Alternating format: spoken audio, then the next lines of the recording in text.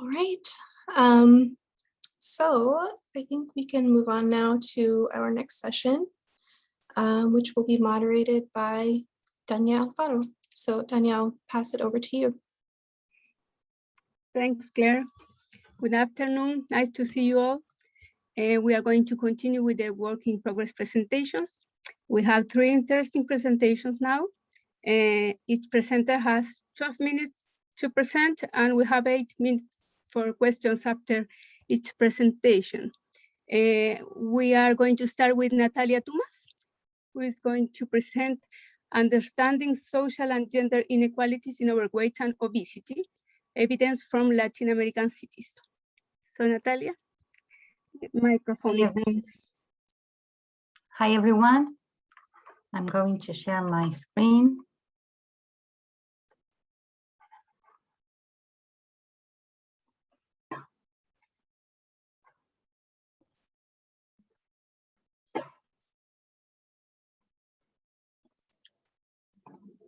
Can you see my screen? Yeah. Yes, okay. Well, thank you for the invitation. I am going to present an update of the manuscript 157 that currently is entitled, Is Women Empowerment Associated with Overweight or Obesity in Latin American Cities? Well, briefly, in terms of the background and rationale to do this proposal, we know that excess weight affects approximately half of adult population in Latin America, and that increasing trends are projected mainly among women. We also know that women are more likely to be overweight or obese. In terms of the relationship between overweight or obesity and women empowerment, the evidence is mixed and is yet not fully understood. On the one hand, some evidence suggested that women empowerment is related to a lower probability of overweight or obesity, and among the mechanisms proposed to explain this association, I can mention a higher nutritional education through a higher educational level, and also a higher dietary diversity. But on the other hand, other research suggested that higher women empowerment appears to be associated with increments in body mass index over time. And among the reasons to explain that, the researchers suggested that individuals from societies with higher women empowerment may be less affected to the social pressure to comply with certain body type stereotypes. And also, other reason to explain that association is that women that are more empowered may experience less constrained gender roles that tie them to traditional homemaking tasks, including cooking.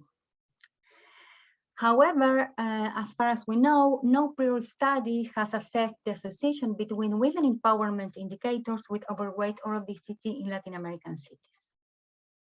So, the aim of this study is to analyze the association between women empowerment and overweight or obesity by gender in Latin America, and also to analyze how these associations vary by individual education or sub-city living conditions.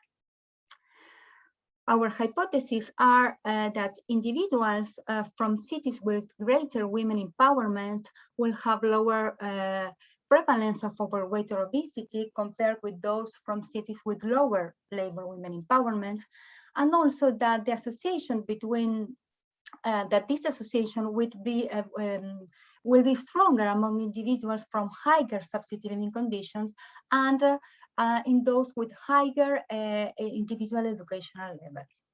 We also expect that all the associations will be stronger among women than in men.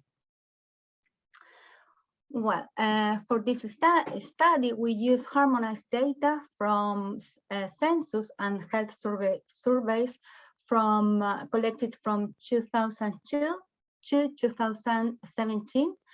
in the countries Argentina, Brazil, Chile, Colombia, El Salvador, Guatemala, Mexico, and Peru. The final sample includes almost 80,000 of individuals, most of them women, living in 538 subcities and in 187 cities. Regarding the variables, our outcome is overweight or obesity, that is body mass index equal or higher than 25. For all countries except for Argentina, body mass index was calculated based on anthropometric measures of weight and health.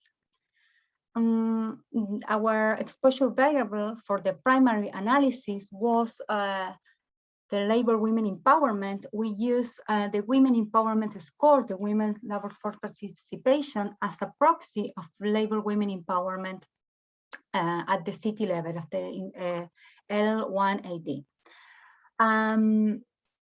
Briefly, the score includes indicators of education and labor force participation. A higher score indicates a higher labor force participation and also a higher educational level in women relative to men. For secondary analysis, we use other two women's empowerment-related indicators. Specifically, we use the Women's Achievement Score 1, the employment that includes briefly indicators of labor force participation and employment, and also indicators about related to the age at marriage. We also consider the Women's Achievement Score 3, health, that includes indicators about related to pap smear and also mammograms. All these indicators were at the city level. We also include potential effect modifiers. Specifically, we include the individual education categorized as less than primary, primary, secondary, and university at the individual level. And we also consider the sub-city living conditions at the level 2. Higher scores of sub-city living conditions indicates a better sub-city living conditions. We also include other covariates. We use gender for stratification, and we adjusted our analysis by age, city population size, GDP, and also country as fixed effects. To evaluate the association between women empowerment and overweight or obesity, we test gender stratified 3-level Poisson models with random intercepts for city and sub-cities. We explore 3 models of increasing complexity. First of all, we ran a baseline model with age and individual education and countries. Then we add to the baseline model the city population size, the GDP, and the labor women empowerment. And last, we ran interaction model, and we add to the full adjusted models interactions terms to evaluate whether the individual education or the sub-city living conditions modifies the association between overweight and obesity and labor women empowerment. Well, now I'm going to show the main result. Briefly, in terms of the sample characteristics, I can mention that most of respondents were women, almost 60%. Also that approximately 62% of the individuals were overweight or obese, and that the categories of individual education that were more representative were primary education and secondary education. And here we also can observe some summary statistics of the exposure variables and other variables of interest. Well, now in this figure, we can observe the age-adjusted percentage of overweight and obesity by quartiles of labor women empowerment. Here we can observe that the overweight and obesity is clearly patterned, but by the labor women empowerment, and that this is more evident among women. Overall, the prevalence of overweight and obesity is lower at higher city labor women empowerment. Well, and in terms of the results of the model estimations, here we can observe the adjusted prevalence-based ratios of overweight or obesity associated with labor women empowerment. Here we can see the full adjusted models, and we can these results are showing that there is an inverse or a negative association between labor women empowerment and overweight or obesity only in women, statistically significant only for women. We also include obesity as the outcome, and although the results were in the same direction, there wasn't statistically significant. In terms of the secondary analysis, with the new indicators of women achievements and gender inequality, we found similar results for women achievement score 1 and women achievement score 3, that is employment plus and health, and health in the women's achievement score 3. And for the rest of the indicators, we didn't find any statistically significant association.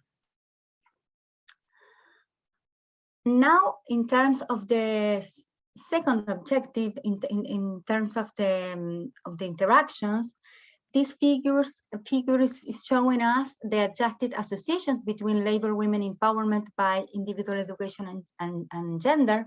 And here we can see that the negative association between, first of all, we can see that the association between labor women empowerment and overweight or obesity is different across individual educational levels. Specifically, the negative association turns to not significant for those women with less than primary education. And in terms of the interactions with sub-city living conditions, in this figure we can see that the negative association or the inverse association was attenuated for both gender, but more evident for women, for those who live in sub-cities with worse sub-city living conditions. So, in terms of the preliminary conclusions, what these results are telling us? Well, first of all, we can mention that city labor women empowerment is linked to overweight and obesity only among women, which is aligned with our first hypothesis. We also can mention that city labor women empowerment is not equally beneficial for all the groups. And specifically, it seems that women with lower educational and those that live in sub-cities with worse living conditions are less or not benefit from the effect of city labor women empowerment on overweight or obesity, which is aligned with our second hypothesis. And last, our results might highlight that improving labor women's empowerment may be an important aspect to address the gender of the female pattern of overweight and obesity epidemic in Latin America. Thank you, obrigada, gracias. Thanks, Natalia. It's an interesting study. I was thinking about the potential results in children. No? It would be interesting to be the effect. I see Ana Ortigosa has a question.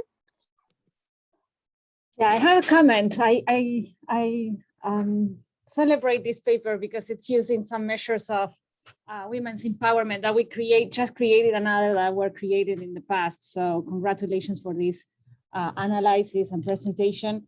I have a comment about you made an introduction that, I mean, I haven't reviewed the paper yet, but I tend to think whether the introduction should be oriented also to think about empowerment as a way of, or as a pathway of improving poor conditions in the population in general. So it's not only about referring women, but through women's empowerment, how you also are trying to, improve,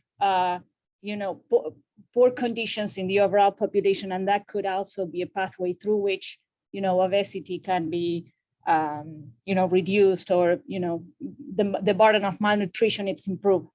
And the second thing, it's given these results that are very, very characteristic to women than for men, I wonder if you consider the role of fertility in this, like repeated, pregnancies, or like labor force participation of women will reduce, fertility, or the number of children each woman has and had, and that probably has a direct relation with obesity.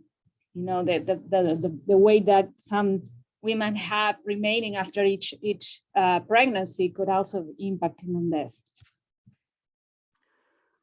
Okay, thank you, Anna, for your comments. In terms of the first comment, I think that yes, I agree with your comment, but we have to keep in mind that it seems that the impact of women empowerment is not the same for the different individual education of the different. It's different across the social gradient. So, and it seems that those with lower, with less than primary, can't get the benefit of the city labor women empowerment. So, I think that yes. Yeah, no, that was my first thought when you start the introduction. Then when you see the analysis, well, but I think that's also something to comment, that maybe empowerment is not meaning the same. So the intersection of, socioeconomic status and empowerment somehow for women, it's not that simple. So I think that should also be accounted at some point, I think. Yes, but anyway, I think that yes, your comment is, I agree with your comment. And in terms of the second comment, we didn't include information regarding the fertility. And well, maybe, yes, we can consider that. We can maybe perform some sensitivity analysis to see what happens if we include these kind of variables to our analysis. Thanks, Natalia. I'm just going to comment on that. Is that so? Right now, we don't have those harmonized in the survey data, so we'd have to go through and look at what and how much of the number of pregnancies would even be included in the survey data. But I know that I have seen some papers that created that variable, so might not be that complicated because it's number of live births per women or something like that. So.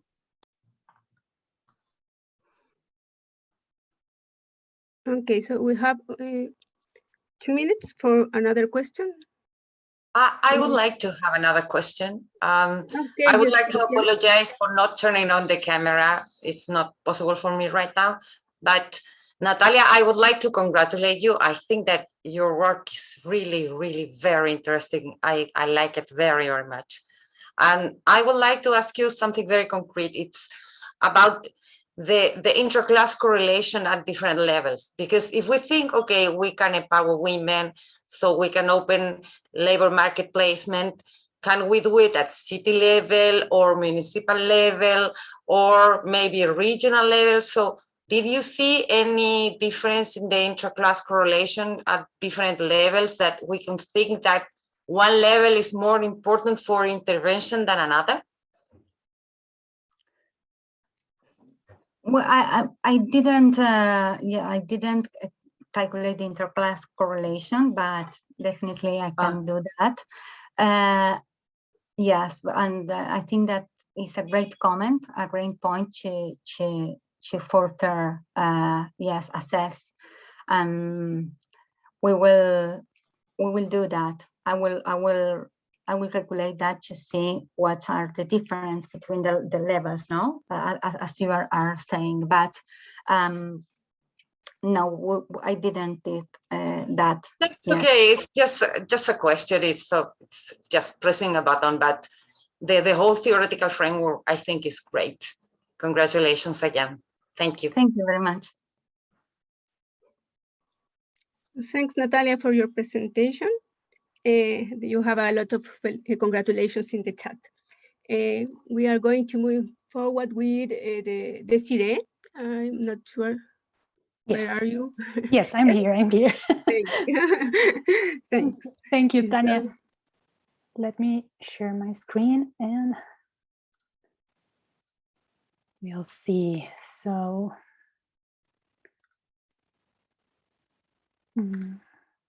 okay. Hopefully that I'm showing the right slides. But well, for those who does not know me, I'm Desiree Vidaña and I'm part of the Mexico team.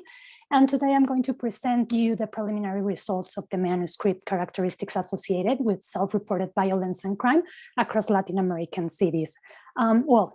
Please, as a disclaimer, please note that this is a work in progress and we'll still are performing analysis. So, well, this can change.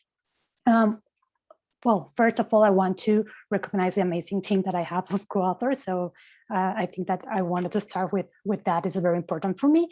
And well, as the background on rationale, I wanted to talk about the context that led us to be interested in this topic. So as you know, violence and crime are public health problems that undermine the physical, mental, and social health of individuals and communities. And well, Latin America is considered the most violent region in the world. And it is interesting because it's home to less than 9% of the population, but it accounts for almost the 34% of the world homicides. So, well, this is very big.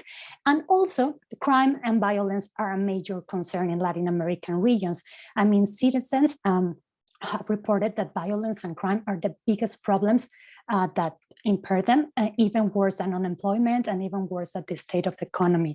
So yeah, it's really, really big issue. And well, we also know that in the context, violence and crime differ significantly across Latin American countries and cities.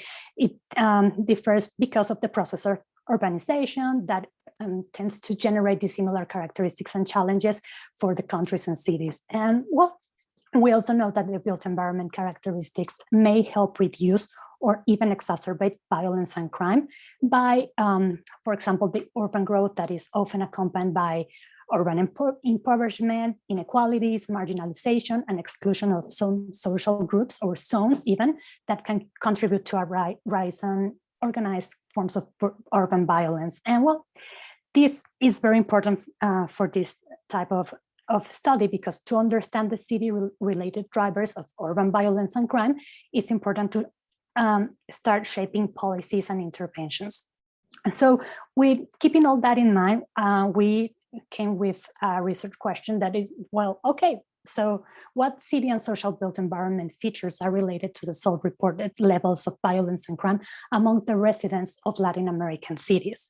And well, for that, we have also our hypothesis that there are higher levels of self-reported violence and crime and higher perception of being insecure in cities that have greater inequality, that have poor living conditions, higher population density, higher population growth, fragmentation, and in cities that have lower Gini and GDP.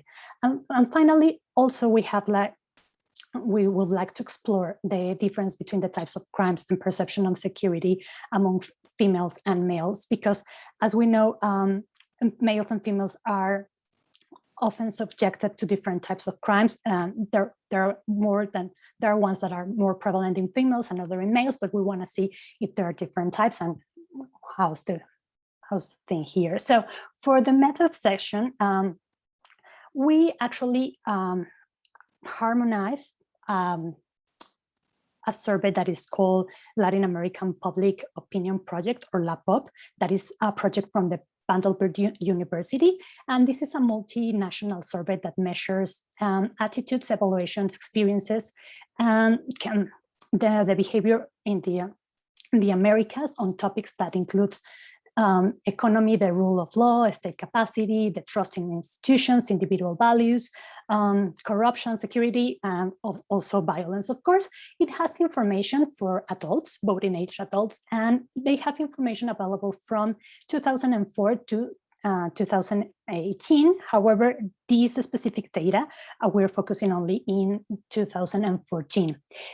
This survey covers a total of 34 countries, including North, Central, and South America, and as well as a significant number of countries in the Caribbean. And the good news about this survey is that it includes information in the 11 Salurban countries, that most of them were linked to L2s. It's important to mention that we harmonized some of the questions regarding violence, security perception, and some demographics, but well, the survey includes a lot more of information, as you can see. So for the violence questions, we actually harmonized 5 of them. For this specific study, we're going to focus on, I'm going to use this question, that is victim of violence or victim of a crime. That the specific question is, have you ever been victim of any type of crimes in the past 12 months? And these crimes are understood as robbery, theft, assault, fraud, blackmail, extortion, threats, and other type of crimes or criminal acts. It's a yes/no question, and even though that I'm not going to use the other 4 questions, for us, I think that it was important to present to you so that you that are planning and studies and everything, you can see that there is available information that you can use, and maybe it's good for your hypothesis. So the other questions that we harmonized is the number of times that you were victim of a crime. How many times have you been victim of a crime during the last 12 months? This is a continuous variable. And then we have also the type, thinking about the last time of which you were a victim, what kind of crime was it? And well, obviously we have the same options that we have for violence victim. And the 4th question is place. Can you tell me in what place that last crime occurred? And they have the options of house, in this neighborhood or community, in this municipality, in another municipality, or in another country. And finally, we have the household question, that it has any other person living in your household has been victim of any type of crime in the past 12 months. And well, there are the same, it's a yes/no answer. So as I said before, I'm only going to use the first question, but well, it was interesting for us to present that too. So for the part of the security perception questions, we also have 5 questions harmonized. And in this case, well, I'm going to present very briefly. First one is community trust. That would you say that the people in this community are very trustworthy, somehow trustworthy, not very trustworthy, or completely untrustworthy? All the questions in the security perception are like the same, like in a Likert scale. So then we have security perception questions that regards more as it is for the neighborhood. So the first one was regarding in the neighborhood where you live, thinking of the possibility of being assaulted or robbed. Do you feel very safe, somewhat safe, unsafe, or very unsafe? And the other one is, do you think that the current level of violence in your neighborhood is higher, about the same, or lower than in other neighborhoods? And do you think that the current level of violence in your neighborhood is higher, about the same, or lower than 12 months ago? And finally, we also harmonized this question, that is the security perception, but regarding the judicial system. And if you were victim of a crime, well, robbery or assault, how much faith do you have that the judicial system will punish the guilty? And we have also this information. With that questions, we created security perception scale or score. First, we evaluated its consistency with an alpha Cronbach, and with this coefficient, we noticed that the judicial system was the only question that was not in accordance with the others, so we took it out from the score, leaving a score that has 4 variables, and it's we verified the distribution, and we see that it was not a skew, so we are going to use it as a continuous. variable. And also for this question, well, for this study, we have the demographics also from this LabUp survey that includes sex, age, and marital status. We're not using all of those, but just for you to know that those questions are available for use.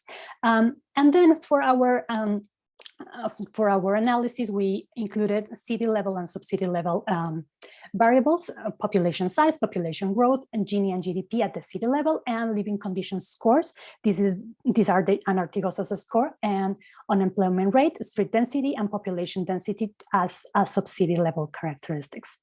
The analysis is very straightforward. We use multi-level logistic regression to explain the between and within variability for the self-reported violence and crime and its association. And for the security perception score, we use a multi-level linear regression. We use country as a fixed effect, and models will be stratified by sex. We are not there yet, but will be stratified by sex. And we have a final sample of more than 9,000 people. So very briefly for the results, here we have like the descriptive characteristics. We have these descriptive table by females and males, and non-exposed and exposed. And we can see that in general, those exposed to violence were younger. From those that reported being exposed to violence, the highest prevalence was among those that identify as mixed race, followed by those who identify as white. And the security perception score actually was lower on those who were exposed to violence for both males and females. So here, and this is a continuation of the table 1. We can see that we have like higher population size average, higher population growth and fragmentation, and also GDP in those persons that self-reported violence and crime. And yeah, for the part of the models, we actually run 4 models. I am not presenting the one with the only individual characteristics for the sake of time and for the interest of the hypothesis. And here's the one for the self-reported violence. And we can see that here in model 1, we included only city level characteristics, and we can see that one higher standard deviation of GDP is associated with 25% lower odds of reporting being victim of a crime. And this association was maintained in model 3. And model 3 is the one that is the full model. All of these models were also adjusted by individual characteristics and percent of urban built. And for the security perception score, it's the same in terms of were all adjusted by individual characteristics and urban percent built. And we have also run 4 models, but I'm only presented the 3. And we also see that one standard deviation higher in the city Gini coefficient, and the security perception decreased 14. And then while the subsidy level characteristics, we have only here the one standard deviation higher in the socioeconomic score 1, that is the one that include proportion of household with piped water and access to dwelling, was associated with higher security perception. The city living conditions score 2 was associated with a lower security perception. And finally, the one standard deviation higher of the unemployment rate was associated with lower security perception too. So finally, we have next steps, and we need to run the models stratified by sex. We also need to start writing this manuscript and then obviously send to co-authors so can continue for all of these. And well, thank you very much. I welcome your comments and suggestions. Thanks, Desiree. I'm looking for some questions in the chat or if we have some hands. Usama has a question, and then Valeska. Yeah. Thank you, Tanya, and gracias, Desiree. I'm wondering. I think it's a great idea, and I really like this data. The model you showed, the multiple exposure model you showed, I'm always a little bit worried when you include all of the social environment scores in the same model, because it's, the interpretation of the living one, holding education constant, service provision constant is complicated. So I would suggest if you could maybe try to see what happens when you only include one of them, or include the social environment index. Maybe, I don't know if that's a good idea, but Yeah. at least including them separately at the beginning, because otherwise you may get effects that are opposite directions, but only because of the adjustment, not because there's an association there. So something for you to try, I think. Yeah, of course. Thank you. Yes, actually, we were thinking about that. We are not planning on including the 3 of the scores, but since we're just like looking everything like, well, we wanted to have something for this presentation and also for the next step. So, but yes, thank you, Samuel. We'll do that. Thanks, Desiree. Valeska, you have a question? Thank you, Desiree. Very nice job. I have a question about drug user. I'm not familiar with this data set, but do you have any information, either individual use report of drug use, or would it be better some information on drug use either in city or cities? I don't know, just because this is this long debate in the literature about violence and drugs. So just thinking about this. Yes, actually, the survey, we haven't harmonized that kind of variables yet, but the survey has a couple of questions regarding most specifically gangs and some violence related to drugs, but not as specific to if people are using drugs or reported the use of drugs. But maybe it can be worth to explore the part of the gangs, or maybe at the city, what's happening there. Yeah. Thank you, Valeska. Rodrigo?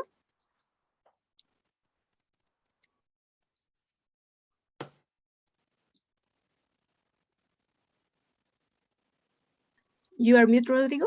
Do you voice the same question?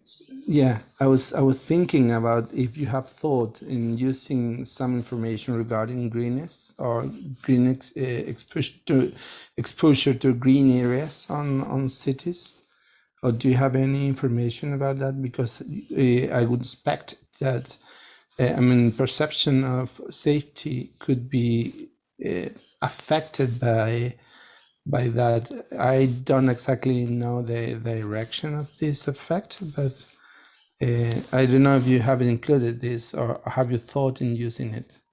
Yes, at first, thank you, Rodrigo. At first, we thought about that because we found a couple of papers relating that, well, saying that in more green spaces or spaces with more greenery, violence and crime tend to be lower because, well, the explanation wasn't really clear about that. So at the end, we decided not to include it, but maybe we can revisit. We never actually incorporated those data to the analysis, so maybe it's worth exploring. And yeah, I think that it's a good idea. And just a question: do you have any information about lightning? That because normally in safety, lightning and exposure to sort of dilated spaces, and for that's the reason why I was asking about green areas are the main drivers mostly, and obviously inequity, but these are social determinants, no urban environment. I don't know if you mute yourself or you were done. I did. I was expecting you to answer. Sorry. Yeah, well, the part of the lighting, we also thought about that. I have no information, but if you have any idea, it will be wonderful, because yes, I completely agree. The perception of security and even the opportunity to commit a crime, it's highly related with how well light is that area in the nights or even during the day. So yeah, it will be very, very interesting to have some information about that. Thank you. Thank you.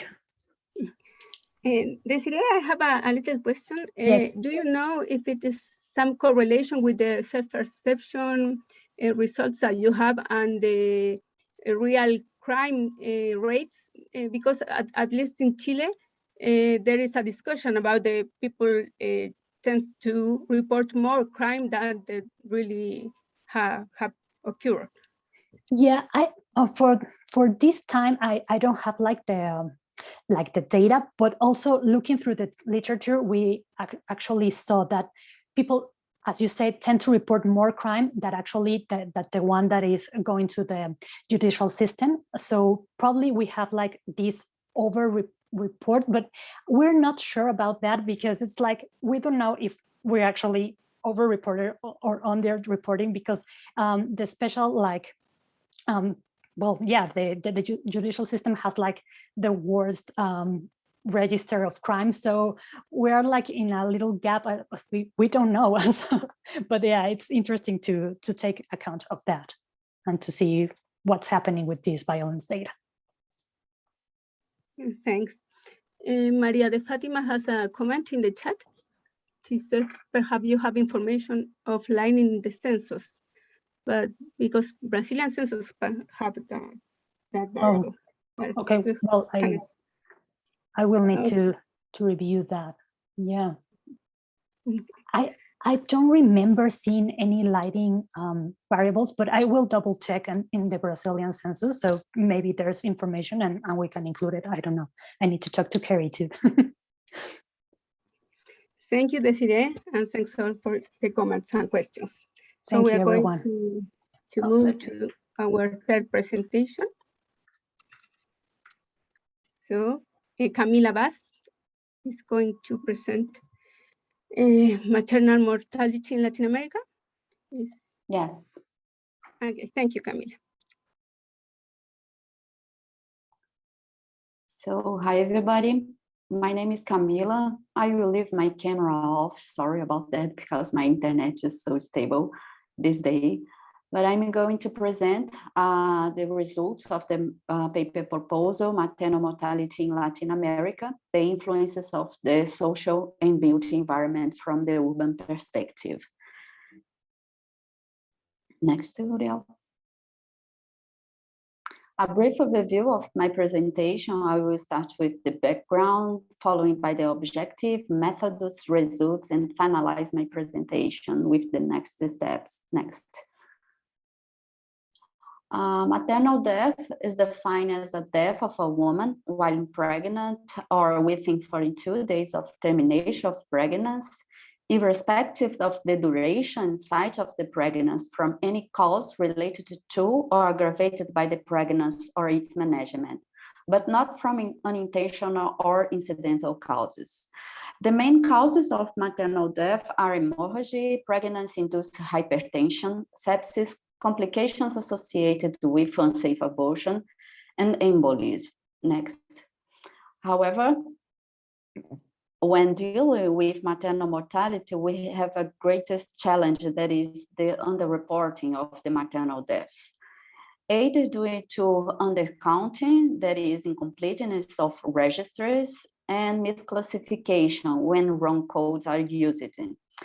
This underreporting impacts our event of interest, that is maternal mortality ratio. And to address this issue, we made additional analysis that I will show you later.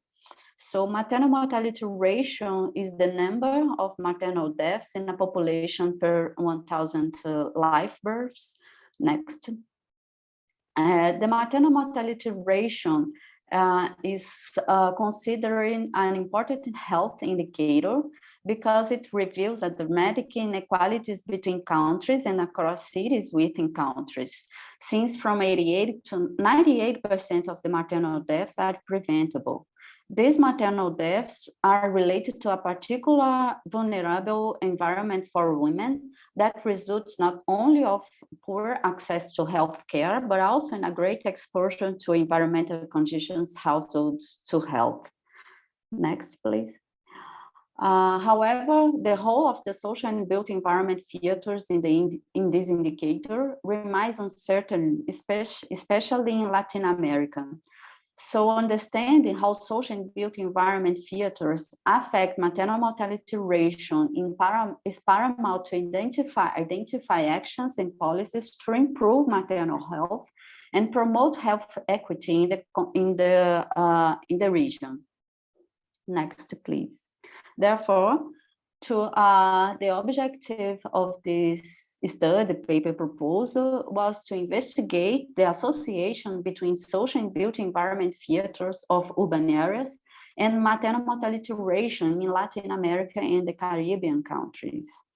For the methods, we used harmonized data from Salubal, comprising 339 cities in 8 Latin America countries: Argentina, Brazil, Chile, Colombia, Costa Rica, Guatemala, Mexico, and Panama. The outcome was the ratio between the aggregated maternal death counts and the aggregated number of live births for each year at the city level. The aggregation was performed over 2012 and 2016 and all age ranges. And for dealing with the underreporting, we explored the analysis using first, cause redistribution methods, and second, undercounting correction factors. For the causes redistribution methods, we used no redistribution. That means that maternal death counts are defined by the ICD-10 codes. And we also used the GHE Tier 2 redistribution and GHE Tier 3 redistribution, both via conditional imputation. I highlighted the under no correction, no redistribution, because we chose to use this no redistribution to use the exactly codes, the ICD codes in the main results that I will show you later. For the undercounting correction, we used no correction, the old WTO correction of 1.5, the new WTO correction, that is CRVS, and the Salubal correction. And for the analysis, we choose to use the Salubal correction. Although Salubal correction was not developed for specific maternal mortality, but it was developed in a subnational level. And that's why we chose to use the Salubal correction for the main results, the main analysis. For the explanatory variables, we used social and built environment factors. The social environment factors were living conditions, services provision, and population education attainment at the city level.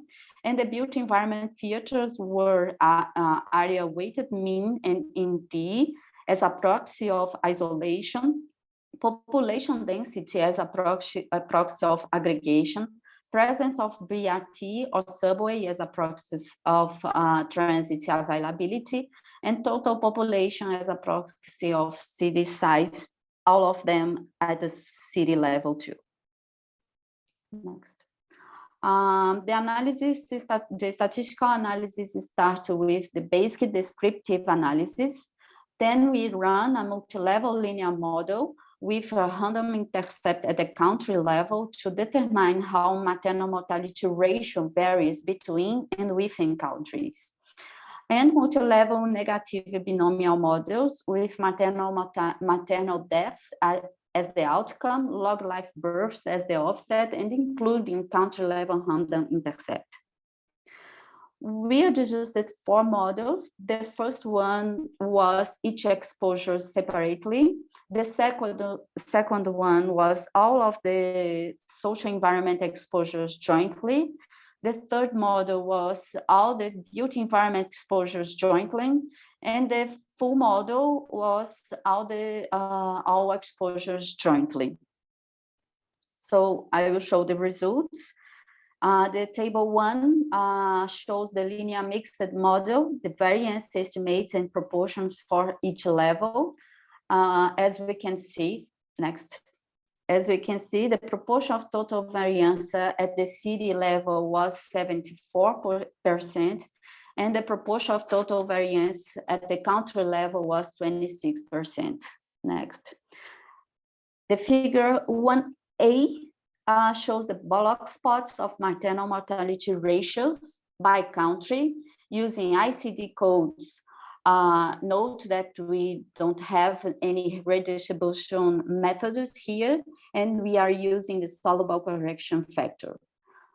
In this figure, we can see that Brazil and Colombia had higher mortality, maternal mortality ratio, and Argentina, Chile, and also Costa Rica and Panama had lower maternal mortality ratio.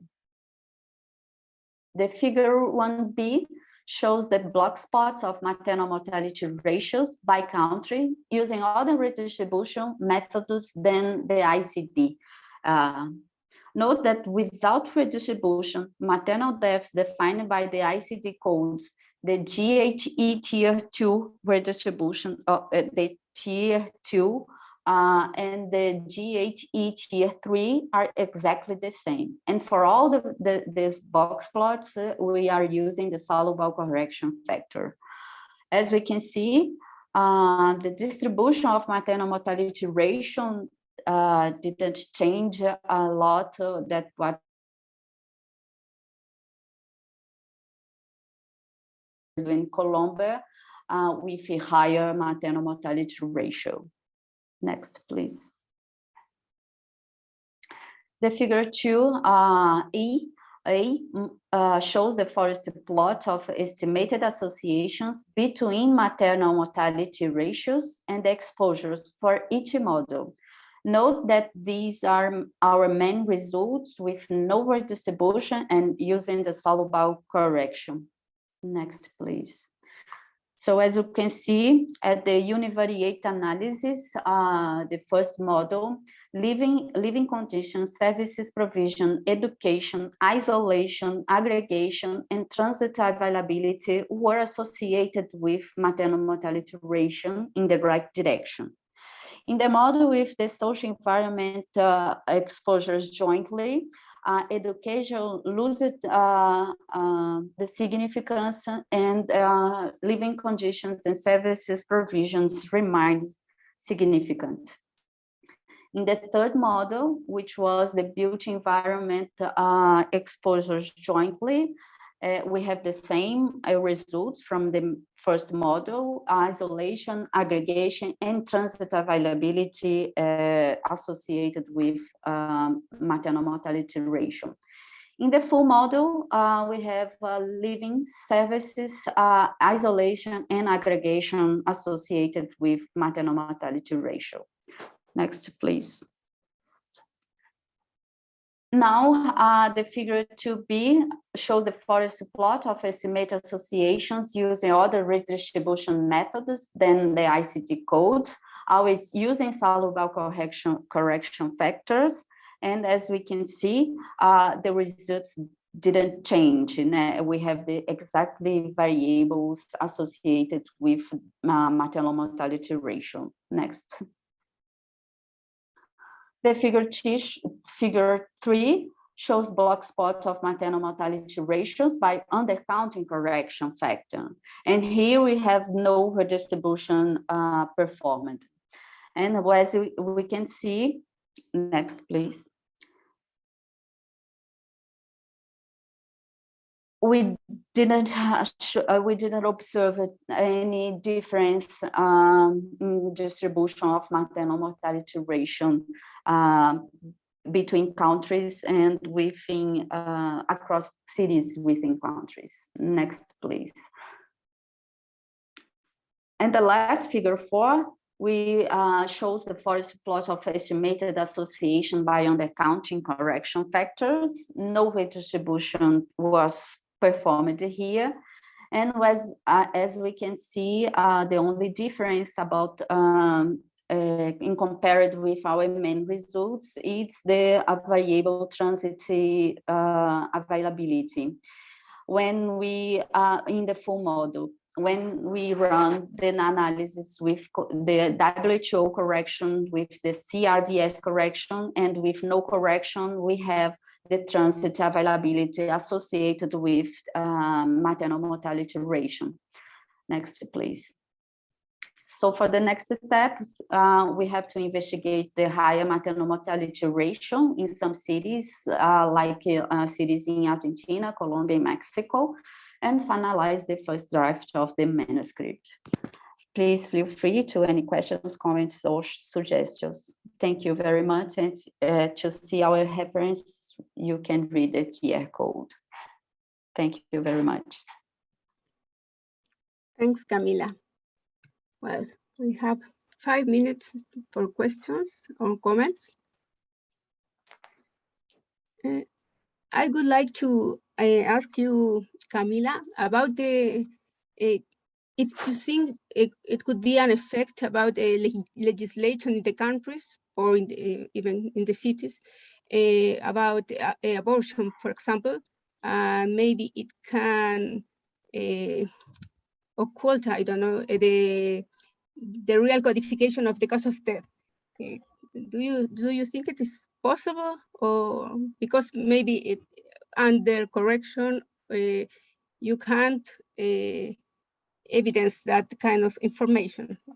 Yes, of course. For example, here in Brazil, the abortion is illegal. So it probably we have problems in code this situation, the abortion.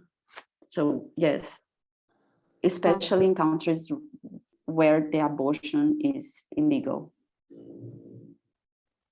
Yeah, just to mention, we have compiled already some, I mean, it's not perfect. We have done some kind of characterization of abortions in by countries. So how restrictive are the laws for non-punishable abortion in these countries? So this is a variable that when we finish to consolidate that, maybe you can include in this if it's interesting. Yes, great. Ariela has used it a little bit and she didn't see any associations with adolescent birth rate, but maybe with mortalities. Mortality, yeah. Sure, that would be great to include this. Usama, you have a question? Yeah, I'm great job, Camila. I love all of these comparisons of factors, etc. I'm wondering if I think the WHO factor is designed to correct data that doesn't have undercounting in mortality, but assumes that maternal deaths specifically are miscoded. So we need to weight them up, right? And multiply them by 1.5. And I'm thinking if it makes sense to do both things, the Salurval correction factor to bring the data where it should be, mortality data, and then the WHO factor to correct for the fact that maternal deaths are undercounted beyond what the rest of mortality is undercounted. So trying both things. And in order to see if that makes sense, I'm wondering if you could compare nationally estimated factors versus your values for the cities. So I'm sure there is some estimation done by PAH or WHO on maternal mortality at the country level. You could compare that with the countries, with the city level mortality rates to see if, more or less you are what it should be. Yes, great. Subnational levels, do you mean, right? Not national, because I'm guessing there is no subnational. Well, if there is, yes, of course, do it. But I don't know if there is any subnational maternal mortality estimation. But we actually did this in a sensitivity analysis, and for some of the country years, the aggregate maternal mortality ratios, by correcting with the Sauerball correction factor, was close to that of correcting with the WHO factor. Some of them were very different, but I think that for Chile, Argentina, and Costa Rica, I guess, they were very Peru as well, I think, they were very similar. But so Chile, Argentina, and Costa Rica, especially Chile and Argentina, Salurval factors have no correction at all, because it's 100% coverage. I think that was why it was so close. Yeah. The quality of the data is very good. Yeah, so the main worrisome country is Peru, but you don't have Peru here, I think. So no. Colombia and Mexico are the other two. It was Panama, I guess. I have this on an older presentation, I think.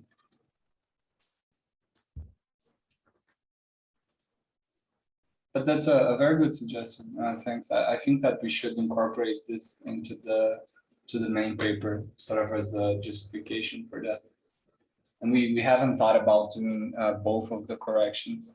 That's a very good suggestion.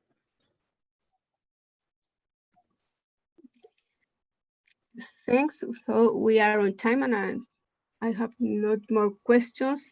So thanks for our three presenters and their great advancing work. So congratulations.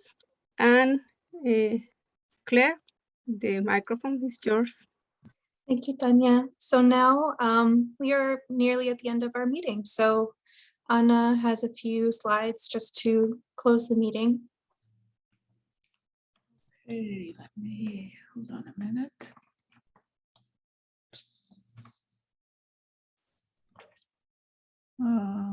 Here we go. Okay. Let's see. Am I in presenter mode? What mode am I in? I have two screens here. You're in presenter mode. So if you swap the displays on the top left. Okay. There you go. Okay. Did that move the slide? Yes. Okay, good. Okay, so we're at the end of our meeting, our virtual meeting, and we're just going to spend a few minutes kind of talking about next steps and then announcing our awards. So I think it's been as usual, a very interesting meeting, and it's been great to have so many people participating, even though we're still in this remote virtual world. So thanks everyone for joining. I think it was very, very interesting. A lot of great ideas came up, and so to be continued, and thank you for hanging in there on Zoom. So just a couple of thoughts on what's coming up next. As we mentioned at the beginning of this meeting, we focus primarily on AIM 1, data, results, summaries, etc. But we have other important work going on in the project, and AIM 4, as well as a review of publications. We will be talking about this at the December team meeting, so stay tuned for that. We'll be sort of summarizing. We talked a little bit about where we are on publications, but we'll be summarizing a little bit more, and we'll also be talking about activities under AIM 4 at our December team meeting, the last meeting of 2021. We will also be following up on AIMs 2 and 3 in early 2022, so stay tuned for that as well, creating some of these summaries for each of the other aims. I think what an important task for us over the next few months, in addition, is which we started to talk about at this meeting, is to really think about how to tell the story of Salud Global's achievements and research findings to date, and also how can we follow up on the gaps that we identified, or the things which we're puzzled by, or the important areas that we have not explored yet, but that can be explored and that are important for policy with our data. And also continuing to prioritize and also and refocus our efforts on the most important things for the continuation of Salud Global. And there'll be more on this later, and that will involve completing the past priorities that we identified, but also identified next steps with L3 analyses, and most importantly, as we were talking about today, some high impact longitudinal priorities. As I said yesterday, the executive committee will be following up on some of these things. Some of the survey and vital statistics working groups will also be following up. The built environment and social environment groups may also want to review the summary of findings and think about next steps. And the executive committee will develop some sort of strategy to pull this all together and come up with what things do we really want to do in this last phase of the project of Salud Global 1 as we prepare for the future. so that we can all sort of pull the cart in the same direction, and not get distracted by things that might not be the highest priority right now for the project. And then last but not least, start planning and applying for Salud 2. There may be calls coming out next spring from the Wellcome Trust. There may be other opportunities from other funders. And so this will be a very important focus of our efforts. Very important point, Salud 1, which is our project now, continues through April 2023. So you can't escape. We are beginning year 6 in April of 2022. We do have a no-cost extension year, and we will be being in contact with the PI soon with some budget projections for how much we can sustain, but it's a good amount. So that will allow us to continue most of our activities, if not all. So we really look forward to continuing to work together, just like we have up to now, for the 6th year of Salud, which will be very important as we prioritize the things that we've been talking about and also apply for funding for continuation. So you're still hooked to Salud Val.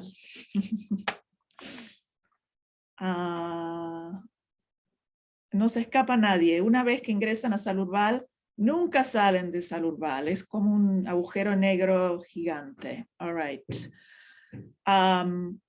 Okay, so before I move on to the awards, I just wanted to pause for a moment to see if anyone has anything they want to say at this point. Or any questions?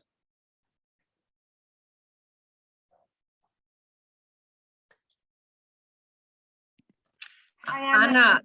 This is Fernanda. I just wanted to ask whether if you are still planning on physical meeting on 2022 and also meetings during the non-consultation period.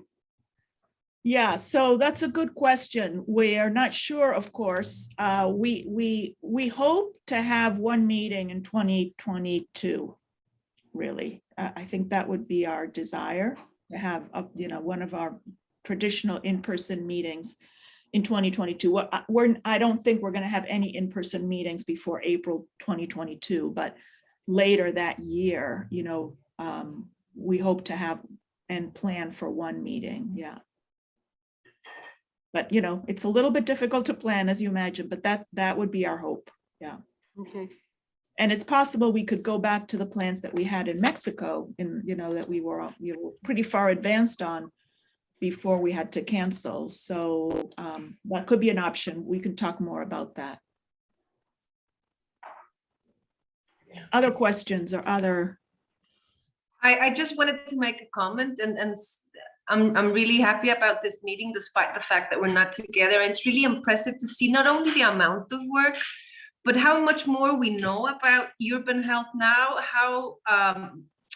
how the proposals and the work in progress now are so much more urban than they were at the beginning. So I really, really like to see how that has evolved and how the group is really becoming an expert. And there's been great growth. So I just wanted to congratulate that and everybody, and makes me really, really happy to see and hear and learn from everybody. Yeah, thank you, Ale. Yes, that's true. Any other comments or thoughts or questions? Or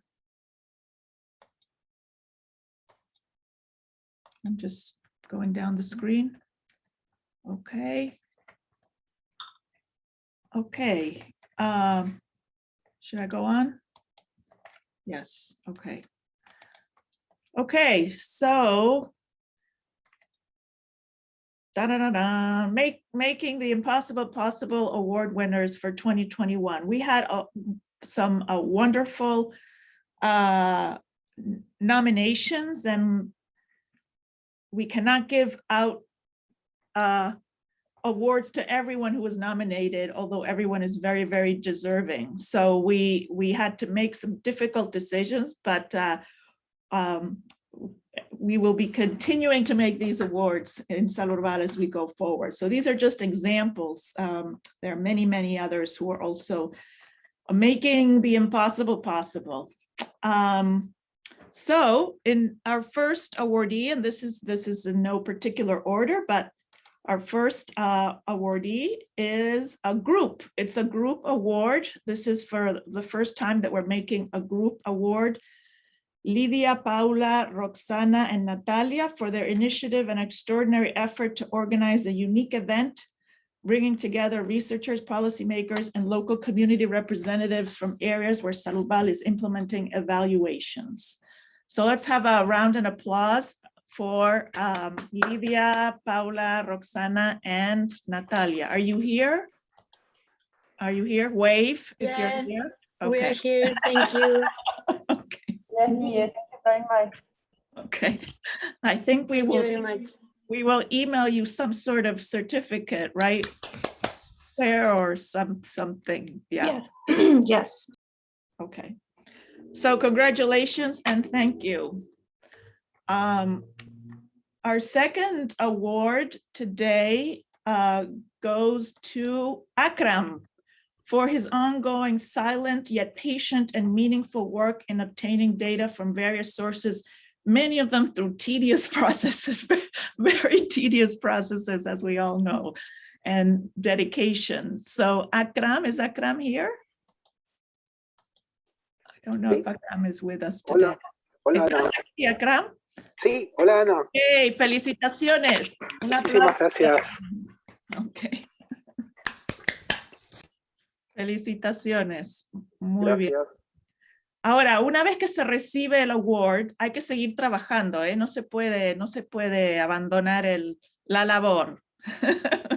Perfecto, encantado de seguir. Es más, hay más expectativas ahora. Muchas gracias, Akram. Bueno, a ver, el siguiente, next award today for making the impossible possible goes to Katie Invick for her dedication and persistence to create and co-lead the Climate and Urban Health Working Group, and for her Herculean efforts in the International Conference of Urban Health this year. Where's Katie? Katie, wave. Congratulations, Katie. Very well deserved also. And our last award today goes to Desiree Vidaña Perez for her exceptional work to facilitate the integration of violence survey data, which you heard about today, and moving forward these analyses and many other aspects of the project, both in Mexico and in Philadelphia during the pandemic, where Desiree was trapped in the pandemic in Philadelphia together with many others. So congratulations, Desiree. Thank you. Thank you so much. Okay, so congratulations to all the award winners and to everyone, so many others that we should give awards to for all your dedication to this, to the Salurval family, the Salurval project, the Salurval aspiration. So thank you all very much. And I think that's it. So we hope to see you all at the next team meeting on December 15th, to be continued, and at many other meetings in between, I'm sure. A big thanks to Claire. Claire, where are you? For always putting all this great stuff together and keeping us organized and on track. So thank you very, very much, Claire, for everything. And I think that's it. So we will see you all soon. Let's turn on your cameras for a minute so we can all see each other. And muchas gracias a todos y nos vemos pronto. Thank you, everyone. Ciao. Bye, everybody. It was a great meeting. Chao, gracias a todos. Chao, gracias. Bye, everyone. See you. Cuidarse. Bye bye. Buena. Bye. Ciao. Bye, everyone. Ciao, ciao.